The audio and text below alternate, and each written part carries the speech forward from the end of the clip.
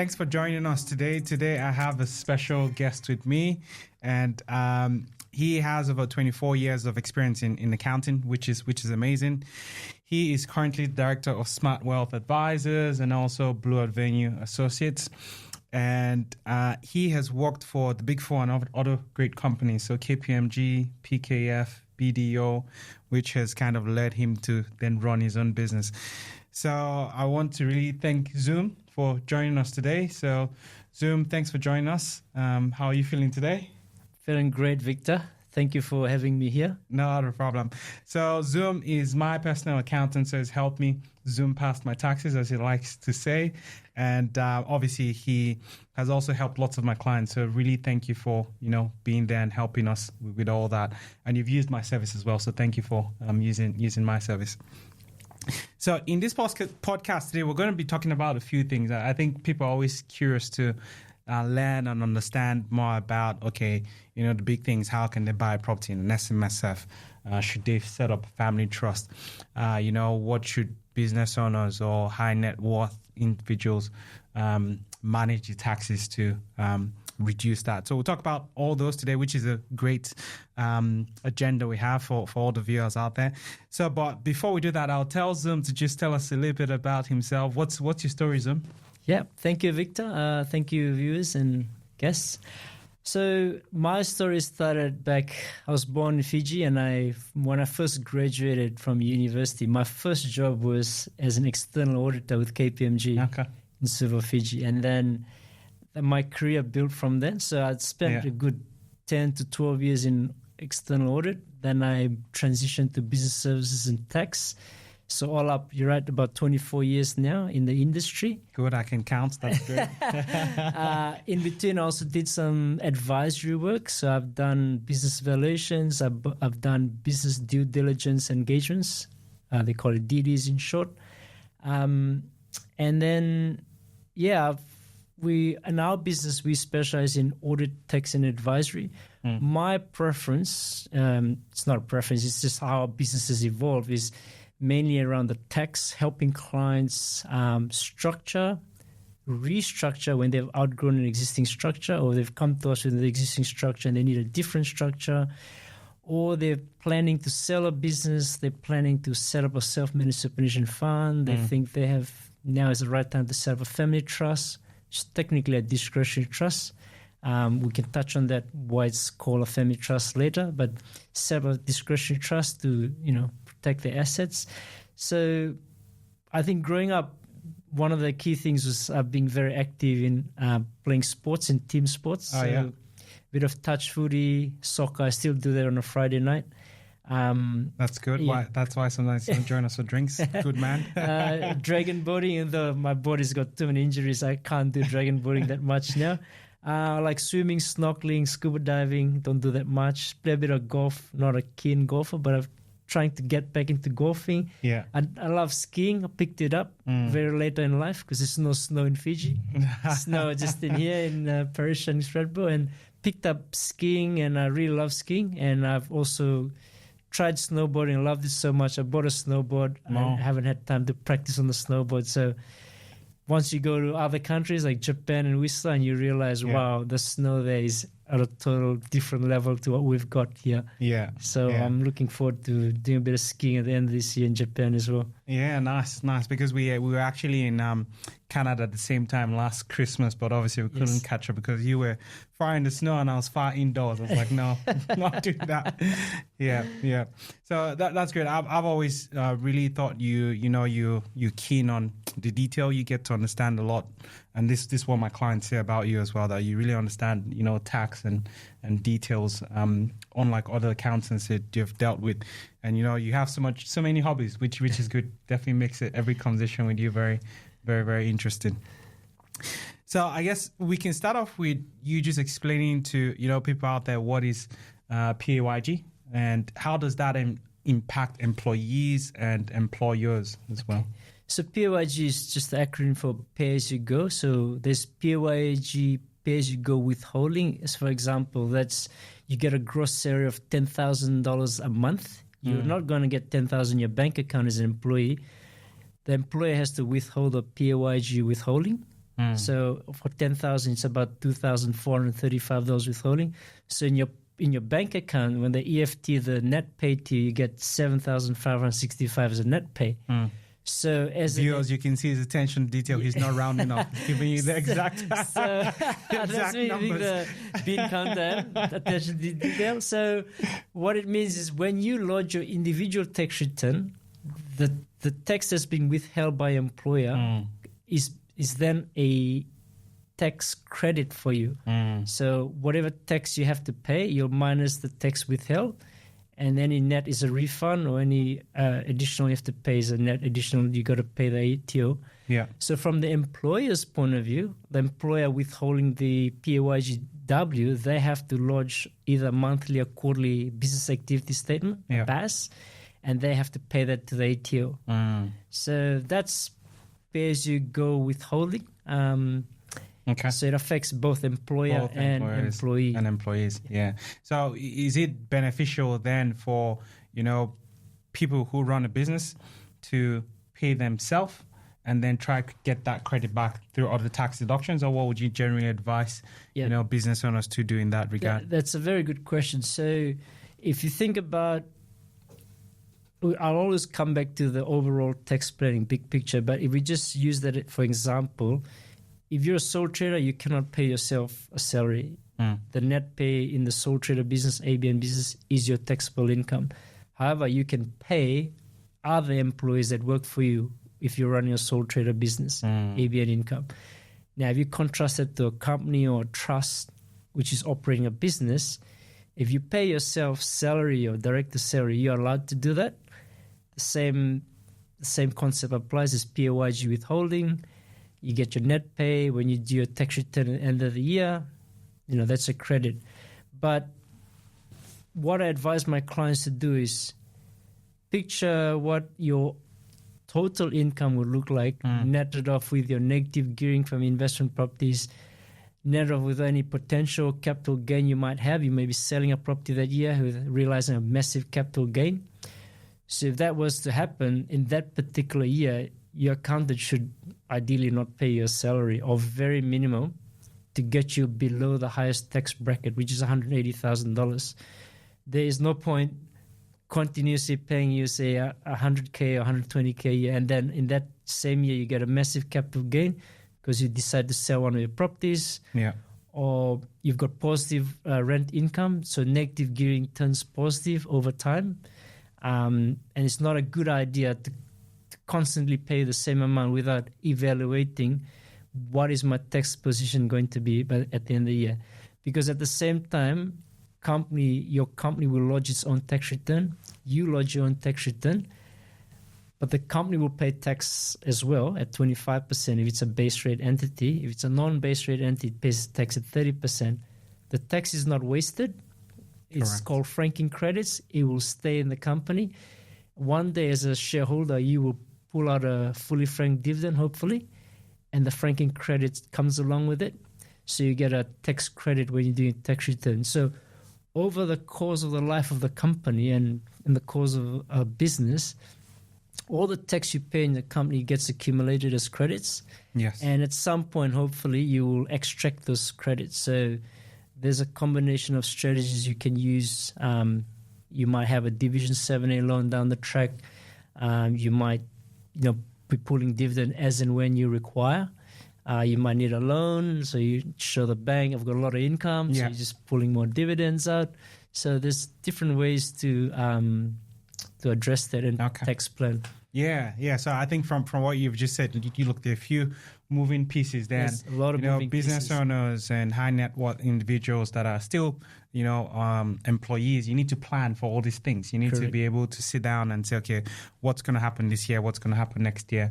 And then get good advice, because there's some business owners who they don't think about things like this, and they're actually leaving tax dollars on the table because they're effective ways that you can put in place for them to ensure that, look, you're doing the most tax efficient payments, or making the most tax efficient payments to themselves. Yes, Correct. Yeah. So, okay, we will touch on that as well. I do have a question which I know lots of listeners would and viewers would want to learn about. But I think the next question for me is about, people either already starting a business or in business, okay? And, what are some of the common accounting or tax mistakes that they make, and how can they actually avoid these mistakes? Yeah, so one of the most common accounting mistakes or tax mistakes is failure to keep proper accounting records right from the get-go, from day one. As you start your business, you're so involved in the business that sometimes you forget about, the record-keeping side of things. Should you keep a logbook if it's not an exempt motor vehicle? Sometimes business owners will not use use technology. For example, use a cloud accounting-based software to help them. Something like Xero. I think I was very guilty in my first year of that. I was like, oh no, so I don't want to use Xero yet. Yeah, so a lot of people say Xero is expensive. Yes, the price has gone up, but there's other softwares available, other cloud solutions that are available. Not as good as Xero, because Xero is I think it's one of the best software out there that a business owner can use. I know it's expensive as you get more and more employees on the pay runs, but so the most common accounting issue or tax mistake is failure to keep proper records and also not using a proper software. So by the time the year is over and the client or the taxpayer comes to you and say, can you do my taxes, but you haven't got your books in order. So I would recommend either using a very good external bookkeeper or you have your own internal bookkeeper or own internal accountant to help you get your books ready. Because from a tax perspective, when we come in, we want a reliably balanced, recorded, reconciled trial balance so we can extract the P&L and balance sheet and then we can give you proper advice. So common mistakes would be like a finance lease not being properly accounted for, loans or asset finance not being accounted for, GST payments not being correctly coded, sales not being correctly coded, expenses not correctly coded. So GST incorrectly claimed on things you can't claim for, and GST you should be claiming, you're not claiming it. One very good example is GST on imports. A lot of people make a mistake, they do a manual coding and it doesn't get picked up in the BAS. You end up overpaying your GST. This very unique examples. Okay, yeah, and obviously all that comes with the years of experience you've had so far. Because I was thinking, as young business owners or other people just starting a business, they might be thinking, well, all this is very expensive, but something that can actually come and bite them in the bum if they don't actually have these records, because they can be audited, right? And if you're audited, they go back how many years? How long? They can go back 4 years. Yeah. But if it's tax evasion, hopefully no one's in tax evasion, they can go back unlimited years, right? Okay. 4 years is for corporations, 2 years for individuals, including sole traders, non-residents, 4 years. Yeah. So I think it's a no-brainer for business owners to always have the records or have people that help them, like as you said, the bookkeeper and then accountant. And if you can't afford one in-house, you can definitely, contract one to actually help you sort this out. Correct. So, I think it's very important. So record keeping, that's definitely what we should be doing, and we should be doing that well. So another key thing as well for, I think many professionals that look, they're either doing contract work or, they're highly specialized where they, do not actually fall under as an employer. I think a classic example is surgeons, because we've helped one of our mutual clients is a surgeon. So in terms of asset protection, because that's very important for them and all those professionals as well, what do you think are important or significant ways individuals or business owners can actually have some asset protection in place? Yes, so if you talk to any lawyer that's practicing this space or accountant like us practicing this space, the first and foremost objective would be asset protection. And second, or maybe equally as first, is tax-efficient streaming of income. So we'll touch on the first one, asset protection. Why is it important? So as we progress through our careers, our business, our life, we accumulate assets, we build our wealth, we build our assets. So we need to protect that, because hopefully, touch wood, it never happens. But if someone makes a claim on your assets because you've given them wrong advice, you've driven a car, you hit them, and they claim for compensation, they found out that you are a wealthy surgeon, will come or say, have a look at your assets you own, say, all this is publicly available information anyway. They find that you own a few properties, they'll make a claim against you. So in order to asset protect your investments and shares and other investments, it's advisable to keep it in a discretionary trust. People normally refer to that as a family trust. There's a technical difference. Okay. So a discretionary trust, what it's called, is either a fixed trust or a discretionary trust. So discretionary trust is where there's beneficiaries, but they only have vested interest. That's the legal terminology. They have a vested interest in the assets or the income of the trust. They don't have an absolute entitlement.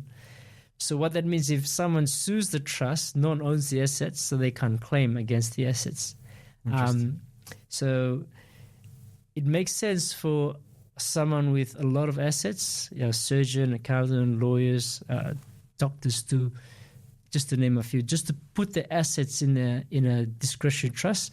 So discretionary trust gives that added layer of protection, and also is tax-efficient streaming of income. So when the trust makes profit from dividends, it can stream dividends to beneficiary A, who probably needs the franking credits. Yeah.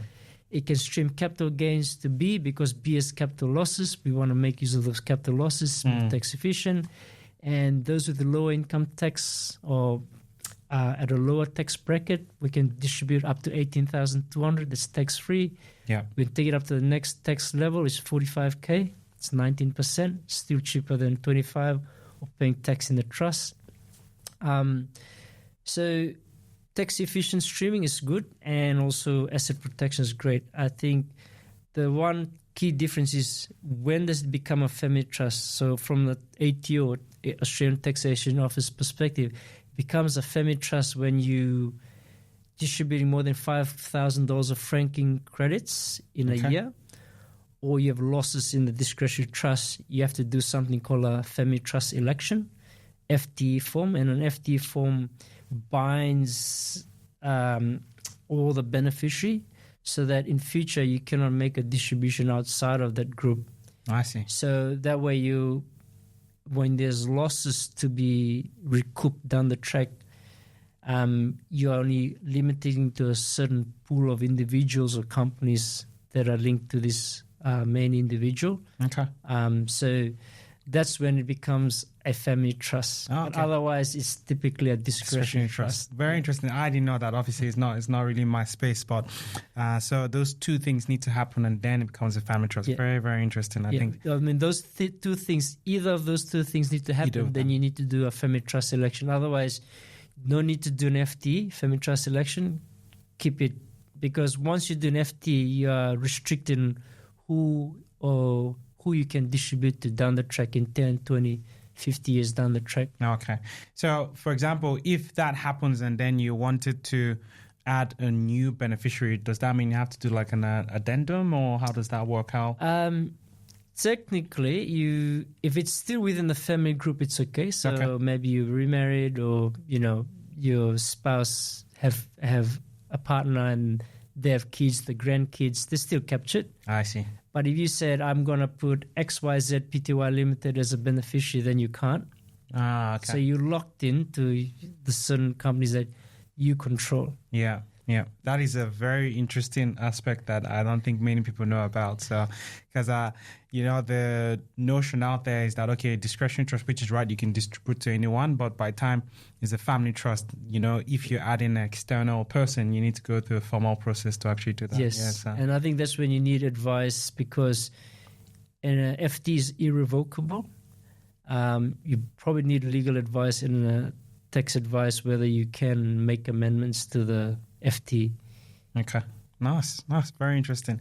So, going back to the asset protection, not only does the family trust actually protect your assets, but as you said, it helps in terms of distribution of wealth and distribution to help tax effectiveness as well. Correct. I think the other one main people, would want to know about is the SMSF. Is that a good way to actually protect assets? Yep, so SMSF, as most viewers may know this, it's a self-managed superannuation fund. So you either, in our working careers, your employer pays your 11.5% super guarantee contribution, SGC, into a retail or industry super. However, you can elect to form your own self-managed superannuation fund, your SMSF. And what a lot of people do is they set up the SMSF and they make their 11.5% contributions directed into the SMSF.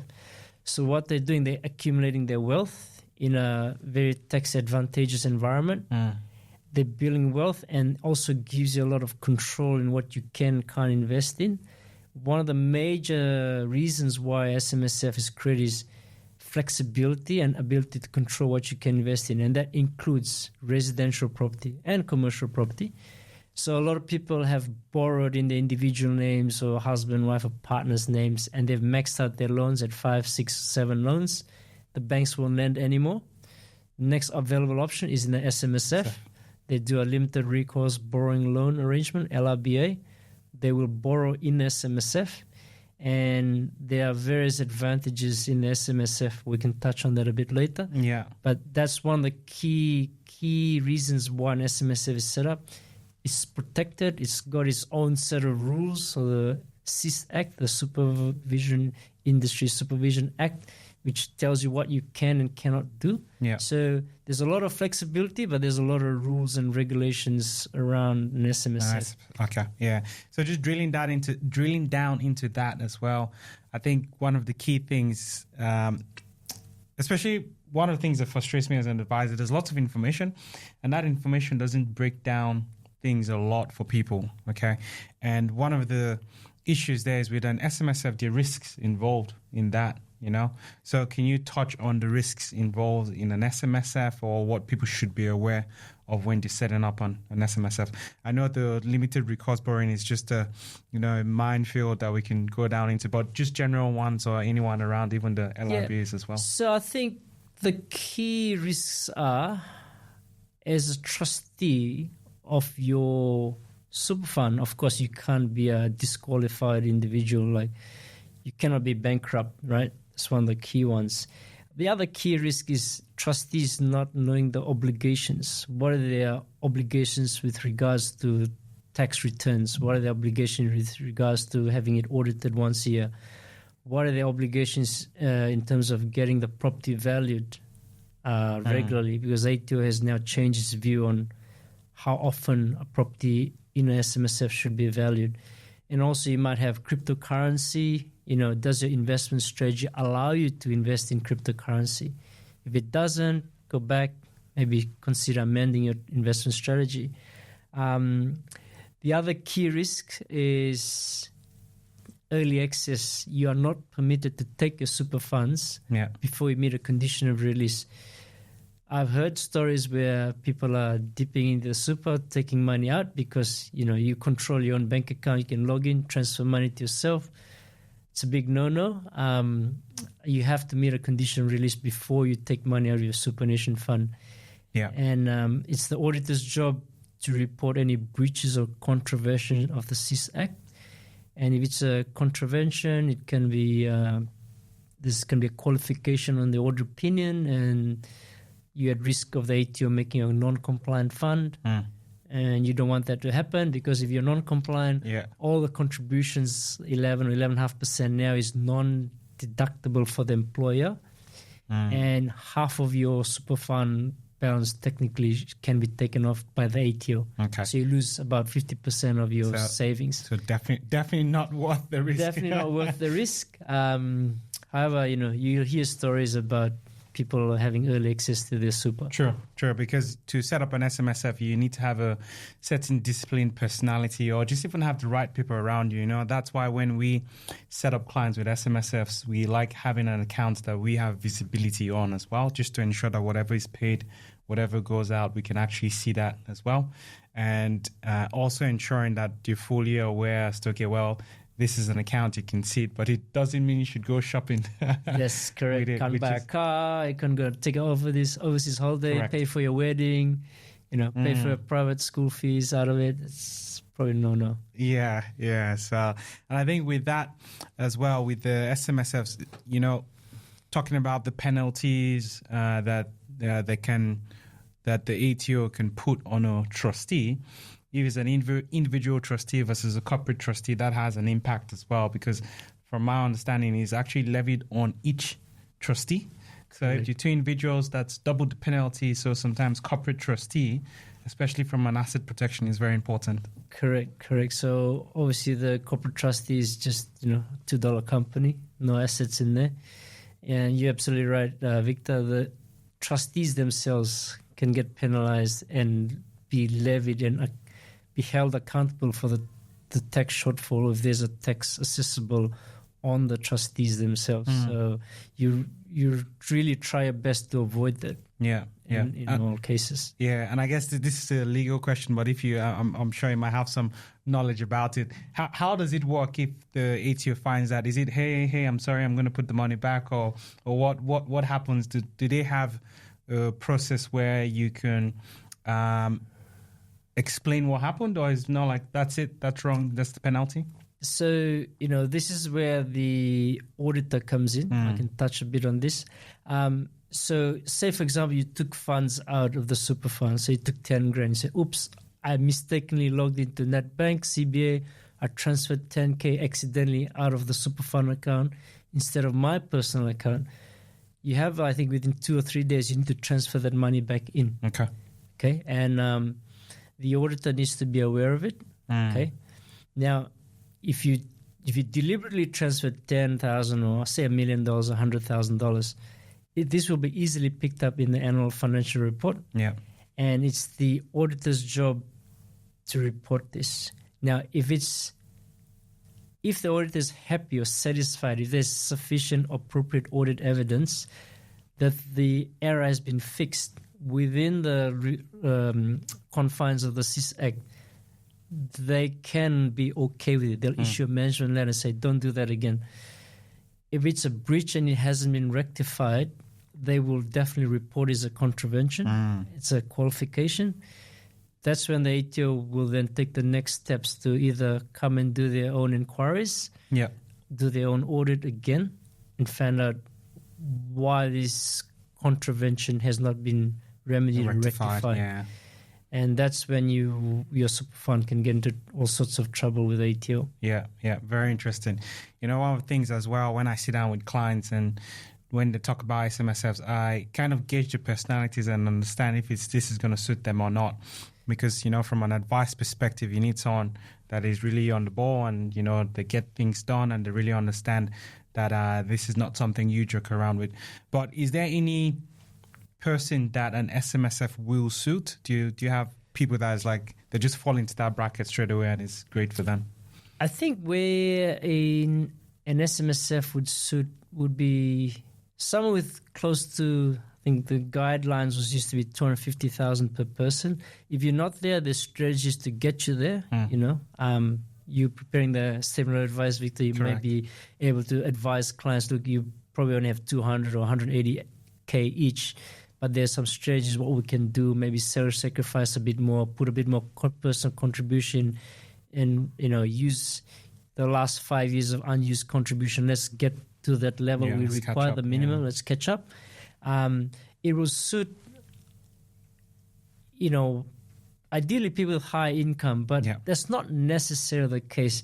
You might have different scenarios. Like you might have someone being very young in the business, sole trader or company, and it may not suit them, but maybe down the track they can reconsider in a couple of years because it's not one solution, one size fits all, because each scenario is different. Like you can use super, maybe not this year, but next year.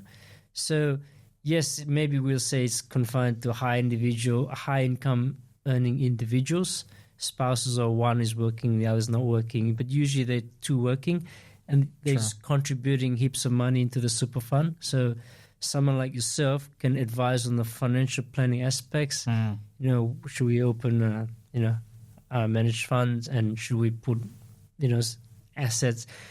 You go with the asset allocation with them, like international shares, local shares, etc. So I think each scenario is different. We have to go through the client scenario and understand what their goals and objectives are. Ultimately, you probably come up with an idea really quickly. Is an SMSF suitable for Mr. A and Mrs. B? Yeah. So, generally, I think advisors, we don't like the statement of advice because this is long documents that, most people don't really like reading, but we need to give clients when we're giving advice. And what we do for SMSF clients is we break down the cost, which is very important because they need to understand that the initial setup is expensive. It does do well from a wealth creation perspective because the ability to borrow for your super and then buy a certain asset and the flexibility it brings is actually very, very amazing. And even so for business owners that need a premise, obviously, if they need a location to work from, I think it really works well for business owners. For business who need a premises, an office, or warehouse manufacturing, for example, it's a very good example. They will set up the SMSF, they will get a loan, and they'll buy the commercial warehouse in the SMSF. Yeah. Obviously subject to a limited recourse borrowing loan arrangement. If they're borrowing funds from the bank, they will have their own operating business. They'll lease it back at commercial arm's length rent. So we have an arbitrage here because rent going to super funds tax at 15%. You get a deduction, used to be 30%, but now because the income tax rate is 25%, if you're a base rate entity, you get a deduction of 25%. So overall, we already have a benefit, 10%. It used to be about 15%. And over time, as that asset builds up, capital gain grows. And by the time they're 60 and retire, and they say retiring is a condition, condition of release. Condition of release. If they sell that property in the super fund, it's tax-free. So they can draw that pension, and obviously the business, they might sell it, wheel it on to the kids. And that's one example of a very good arrangement or structure. A lot of people use this. They have the logistics or warehouse or the showroom or the office suite in the super fund.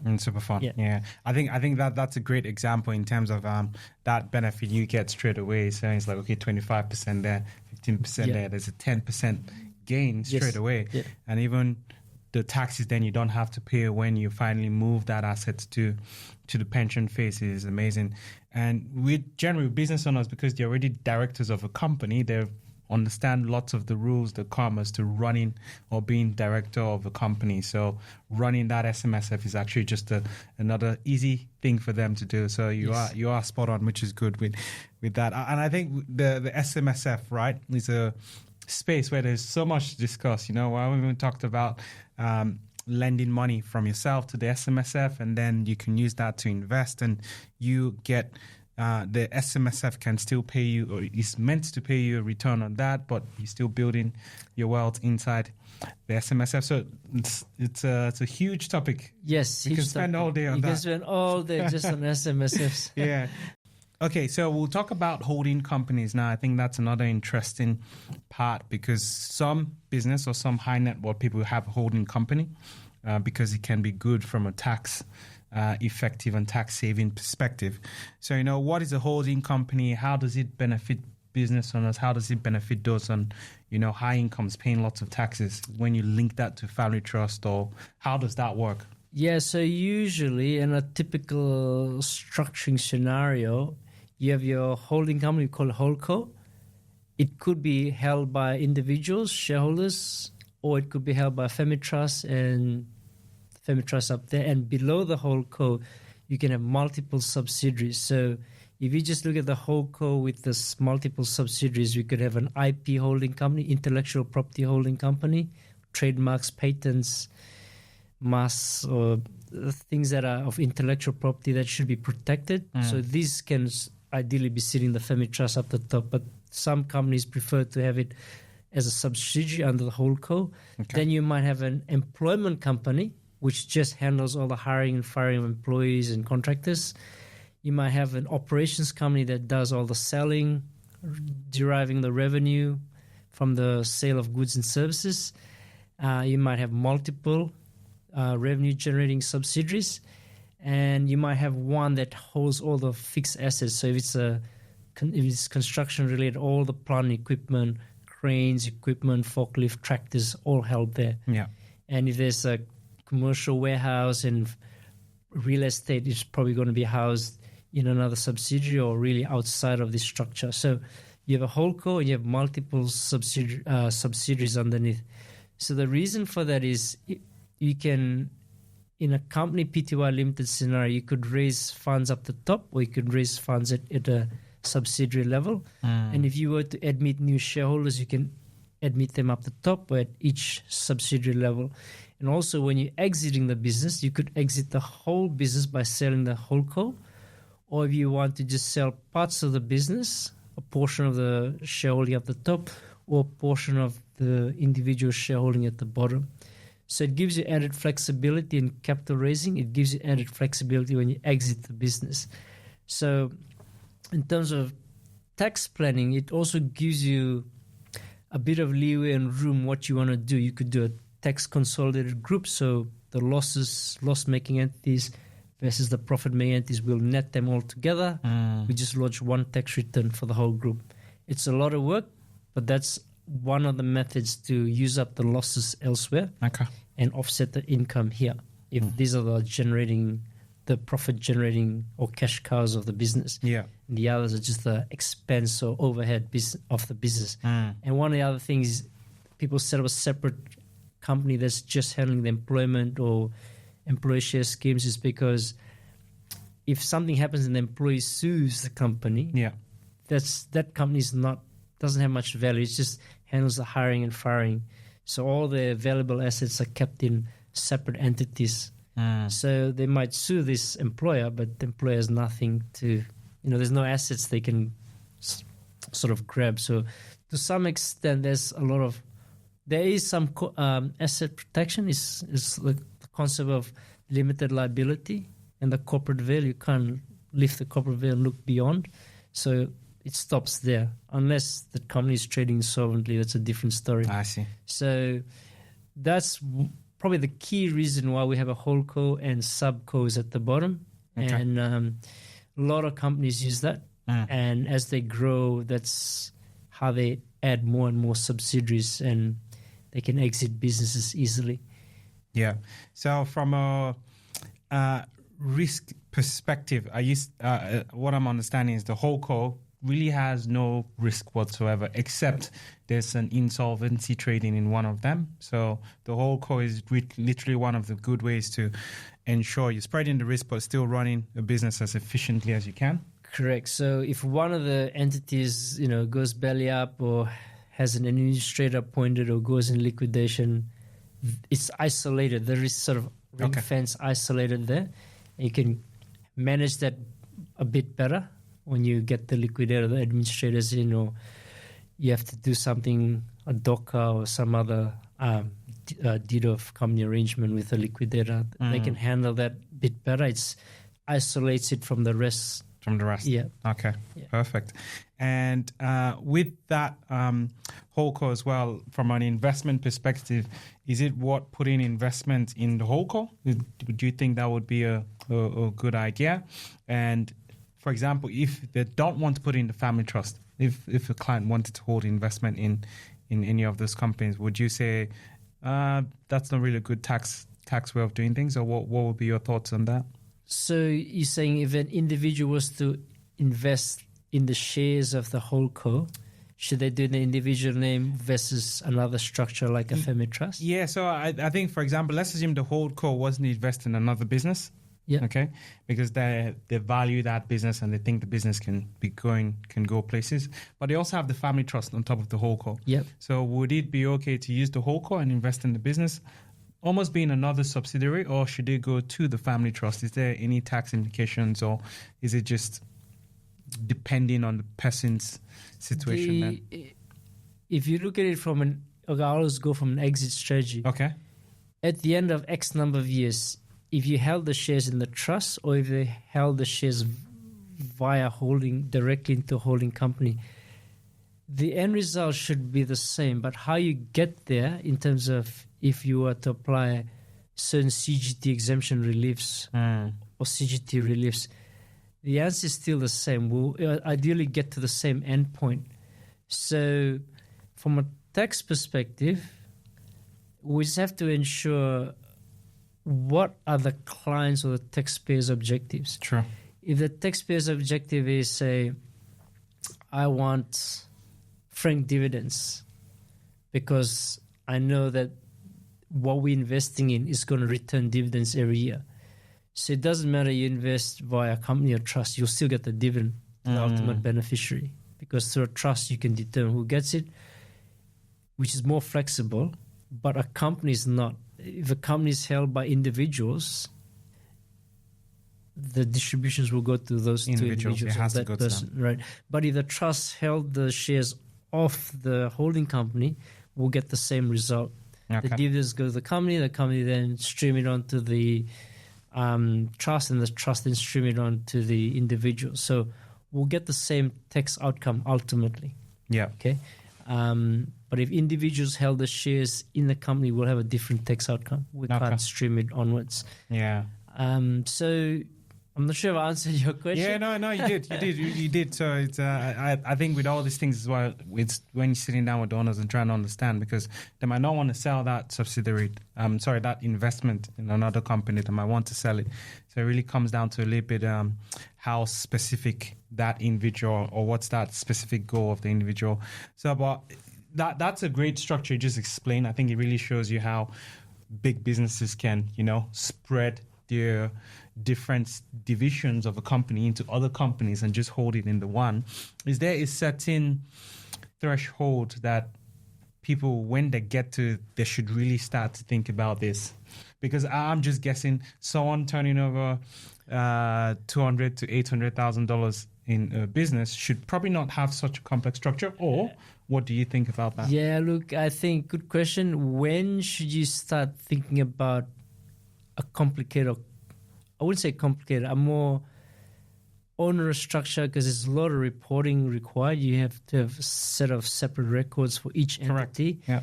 And you might have a consolidation at the end of the year. You need to do BAS for each company. Yes. You need to do tax returns. Yes. You need to. So it's more onerous. It costs a bit more to run. But where I see this more beneficial is when the business grows, and you might have different geographic locations. So Victoria, New South Wales, Queensland, you might set up separate PTY limiteds. Okay.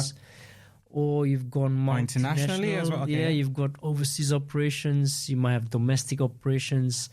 Then you might want to think about, how to best structure this. Or you just based locally in New South Wales, but you've got multiple businesses. So you may be in, say, natural resources, you may be in construction, you may be in retail, maybe in professional services, and you had different risks associated with different types of businesses. So you might want to ring fence that and set up a separate PTY limited. Okay. But generally, we're talking about larger turnovers to justify the cost. Otherwise, the time and effort and the number of reportings you have to do and lodgements you have to do may, for startup, it may not be beneficial because it's just so much costs involved. You might end up having a full-time accountant or CFO, a finance team, a treasury team, a HR team, and you might even have a CEO, probably yourself, the owner. Yeah. You can get external CEO, but by then the structure is so complex that you have multiple divisions running.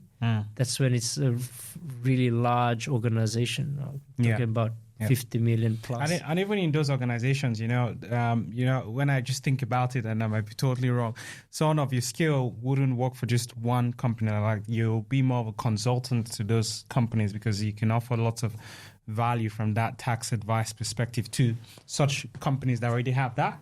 But they might have individual accountants that, have 2, 3, 5 years of experience, but not up to your level. Would that be correct? Yeah, look, I think it's not one size fits all, and we've had cross-border restructure, and it's very complicated. And we had to, use some experts on this, because I know that tax office doesn't like certain cross-border restructures, but it happens. Yeah. And people need to do business across the borders. And, there's businesses that relocate the head office to like Singapore. There's businesses that change have restructured their shareholding.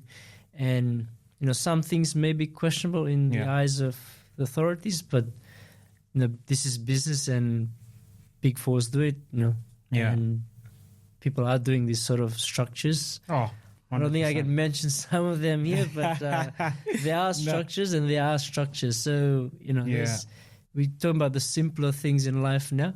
There are very complicated things. It just depends how complicated you want to go. True. So I guess when I think about it, small business owners, there's not really a structure for them yet, but it's definitely something to understand. And just know that they can diversify within their companies or, even within just operations, which is great. I think that kind of leads us to the next question, which is in some people still run sole traders when they shouldn't. They should be running a company structure. And some people are starting off with company structures when they should be sole traders. Do you have any guide as to, when someone should change to the other, or what is one versus the other? Yeah. Or benefits or just drawbacks? So I see this very often, and it's quite common. Someone would say, hey, can you do my tax returns? I said, sure. What structure are you using? Oh, ABN sole trader. Okay, and why did you do that? Because it was so simple to set up. I applied for my ABN, I got it, applied for GST, and that's off I go. I start invoicing clients. Yep. Typical business owner. I just want to get the job done. I'm not worrying too much about anything else. The client pays me, and then it's all modeled with your same personal bank account. So that's fine when you're starting off a business. The most inexpensive, simplest form ever out there. However, it's not the best form, because we all know that being a sole trader, you have unlimited liability. Yeah. There's no asset protection whatsoever. So if a client sues you, all your bank accounts, your boat, your house, your term deposit, your cryptocurrency, your share portfolio is up for grabs. So, and I think you mentioned something before. It's not even clients. You might do something just outside work, and if you sued, all those are up for grabs. Yeah. You could be snowboarding, you hit someone on your snowboard, boom, they break their neck. Yeah, I'm going to sue you, right? Skiing, I do a run, and I hit someone, they've got a spinal injury, I'll sue you. Yeah, so very important, because some people think, my business is great, there's no risk. It's like, well, it's not just about that, it's just about things life you happening. do outside of work, not necessarily what you do in your work. You can be the most cautious surgeon, the most cautious architect or builder, lawyer, accountant, but you have to plan for these things. So when people start off in business, they say, all right, sole trader, the most simplest form, well, you pay the most amount of tax, because with a sole trader, once you exceed the highest taxable income threshold of 180,000, you pay 45% tax plus Medicare levies 2%. So you're paying 47% tax. That's your highest marginal tax bracket. Now you contrast that with a company. If you're doing the same business in a company, PTY Limited, if you're a base rate entity, active business, you'll be only paying 25% tax. Yeah. If you're a non-base rate entity, you're paying 30% tax. Now you contrast that with a sole trader at the highest tax bracket. It doesn't make sense, because once you pay the tax, it's gone. But in a company, once you pay the tax, it's still there. We have got the franking credits like to play with. Like we said before, yeah. So I think sometimes the taxpayer or the client needs to think about, when is the right time for me to make the transition? And fortunately, with the ATO, we've got this small business CGT exemption rollover relief. So when you're a sole trader, you can roll over to a company, and the shares still being held by the same individual. There will, in most cases, there will be no capital gains tax triggered. So that's one of the advantages, Section 122A rollover relief. And that's attention to detail, people. That's attention to detail. You got to be careful. You got to plan it accordingly, because there's certain things we got to watch out for before you do the transition across the company. Things like finance leases need to be, you could tell a finance lease company, I want to transfer the motor vehicles or the equipment finance over. Yeah. Are you happy to do it? Some will say yes, some will say no. So we got to work around that. You might still have some debtors to collect. You might still have some creditors to pay off. So things to watch out for. Some fixed assets may still be in there. So you have to watch out. Those things may or may not trigger some residual GST impacts for the sole trader. Yeah. But overall, the company, the benefits of operating a business through a company will far outweigh the benefits of running a business through a sole trader. Because you have the concept of the corporate veil, limited liability, to some extent, asset protection, but not as good as a family trust. Yeah, because whatever assets you have in the company is still up for grabs. Whatever cash in the bank, term deposits, savings, fixed assets, motor vehicles, commercial property, residential property in the commercial. You wouldn't buy. I wouldn't recommend buying a residential property as an investment in a company anyway. Yes, but 100%. most businesses may. You still see business with commercial property sitting in a PTY limited, and when they retire and they exit, bad exit strategy because CGT, there's no 50% CGT discount in the company versus, if it's held in the trust, when you stream it to beneficiaries still can get a 50% discount.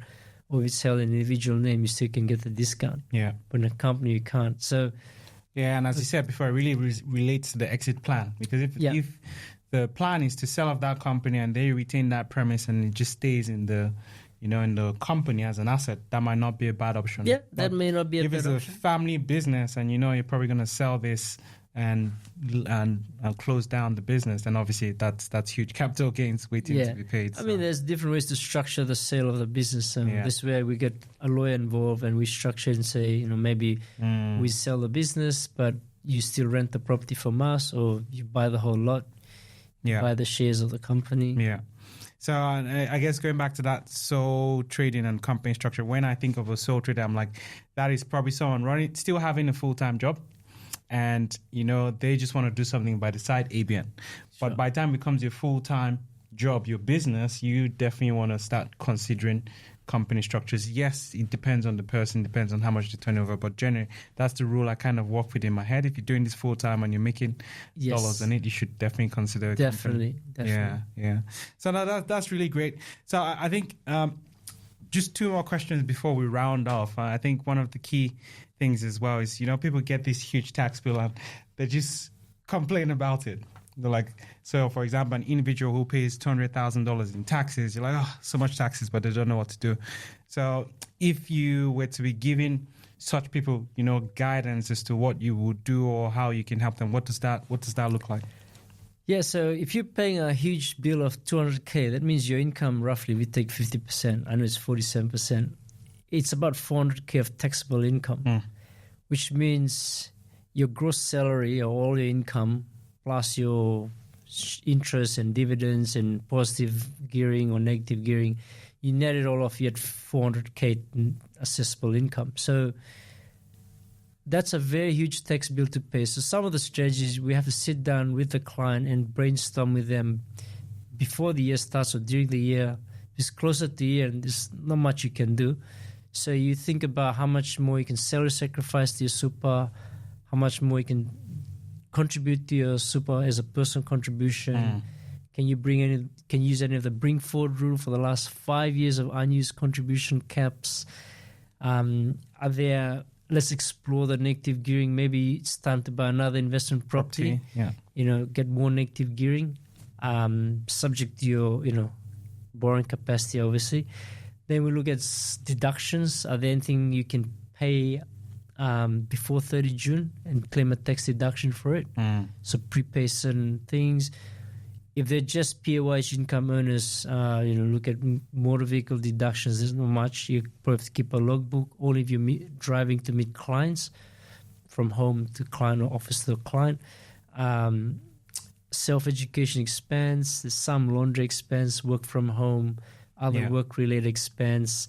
You have to prove that these are directly there's a nexus between deriving the assessable income and incurring these expenses, then you can sort of deduct it. It's just a general rule. Yeah. So some work-related expense, travel a bit questionable. You can't, deduct the personal holiday unless you went to meet a client overseas. Yeah, that's fine. Take me to that country where we can do it, please. Paying your tax agent fees, some interest on your income tax account, you're owing the ATO. Income protection, that's deductible. Yeah.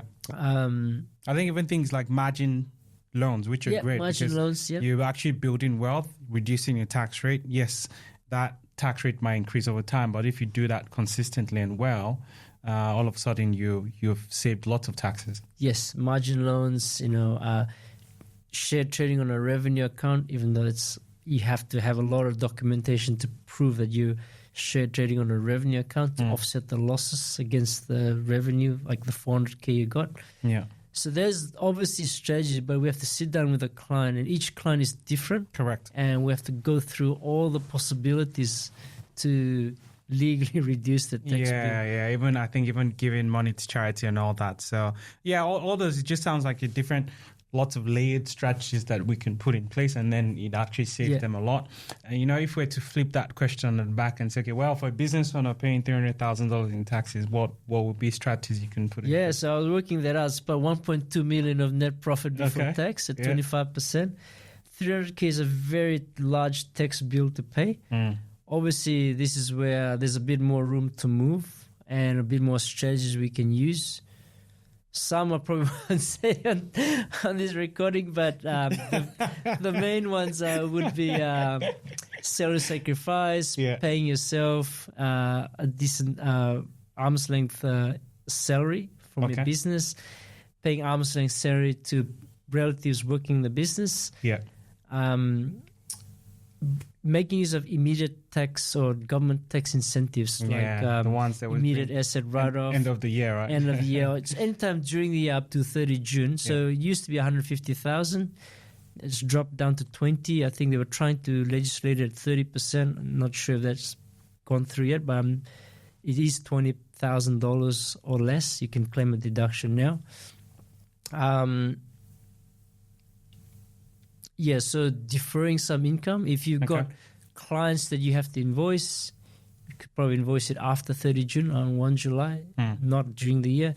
And you've got a lot of expenses to pay, make sure you either pay it, or if it's incurred, it's still deductible. So you might have not paid the rent yet, it's still incurred. You've leased the premises, so it's still tax deductible. Just make sure we accrue all the expenses we need to accrue. It's deductible.